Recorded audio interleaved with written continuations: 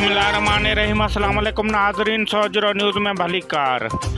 मीरपुर माथेलो में सोजरो news reporter काजी Ayaz culvert मौज। India के बीजेपी अगवान पारा नबी करीम सल्लल्लाहु अलैहि वसल्लम के शान में गुस्ताखी करण खिलाफ मीरपुर माथेलो में जमीयतुल उलमाए इस्लाम तालका मीरपुर माथेलो पारा वडे अंग में आशिकान रसूल सल्लल्लाहु अलैहि वसल्लम मौलाना मोहम्मद इसाक लिगारी, मौलाना मोहम्मद इब्राहिम खोसो ऐं ॿियनि जी अॻुवाणी में रैली कढी सख़्त एहतजाजी मुज़ाहिरो कयो वियो। उन मौक़े ते अॻुवाणनि चयो त ॿिन्ही जहाननि जे सरदार अल्लाह जे हबीब हज़रत मोहम्मद मुस्तफ़ा सल्लल्लाहु अलैहि वसल्लम जे शान में गुस्ताखी कंहिं बि सूरत में बर्दाश्त न कंदासीं। इंडिया जे सियासी जमायत जी औरत तर्जुमान नोपो शर्मा पारां जेका असांजे आख़िरी नबी करीम सल्लल्लाहु अलैहि वसल्लम जे शान में गुस्ताखी कई आहे, उन ते मुसलमान कंहिं बि सूरत ख़ामोश न रहंदा।